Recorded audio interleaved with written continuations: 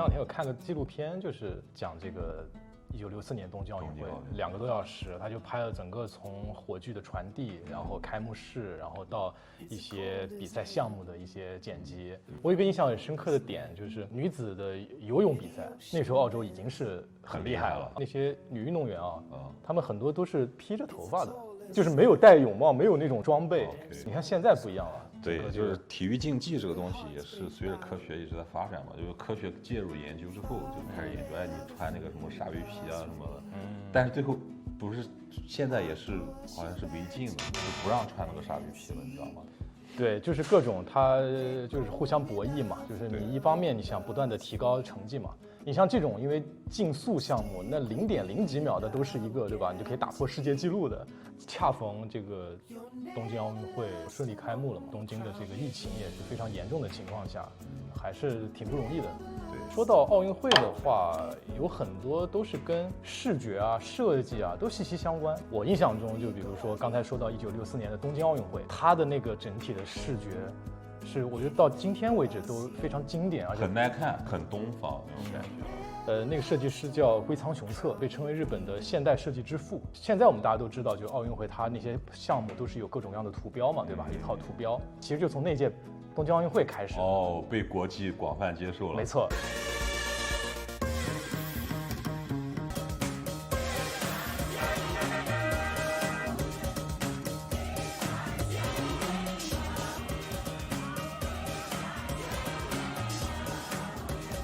每一届的这个奥运会的开幕式也是一个亮点，包括说火炬点火的形式。北京奥运会那个李宁那样横空出世，对吧？跑出来的时候，打开一个历史长卷。亚特兰大奥运会，阿里拳王阿里，对吧？颤抖的手，对吧？我印象比较深的有一次，他点那个火炬是有一个那个射箭的人，一箭直接射上去。2000年的悉尼奥运会，一个土著的短跑选手，200米、400米冠军，他那个装备我觉得也很，当时我因为他是好像是整个把头给包住了，对吧？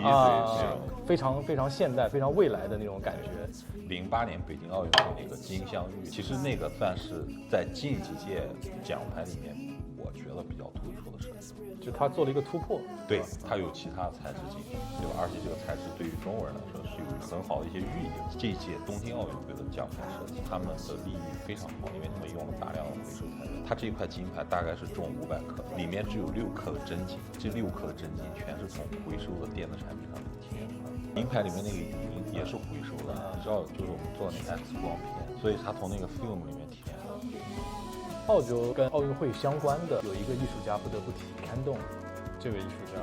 那这是我在19年在 Mosman 的一个小画廊，它有一个展开幕，他还是在澳洲本土是比较受欢迎的一个艺术家，今年也是80几岁了。他其实跟奥运会有很深的渊源。2000年悉尼奥运会的开幕式，其实他就是作为整个的一个色彩的总顾问。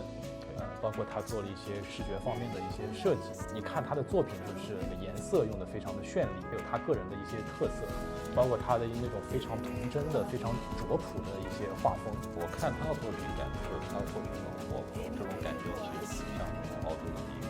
他整个的东西也是非常符合奥运会的这样的一种气氛和精神。蔡国强也是一跟奥运会相关的人物。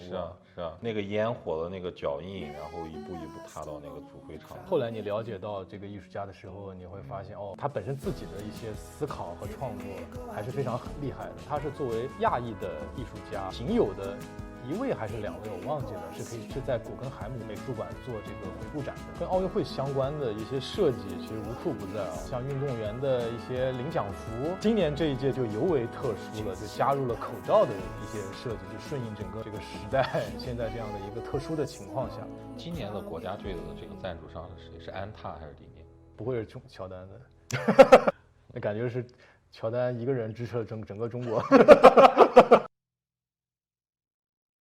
那今年这一届就是尤为呸，今年这届就这是彩蛋。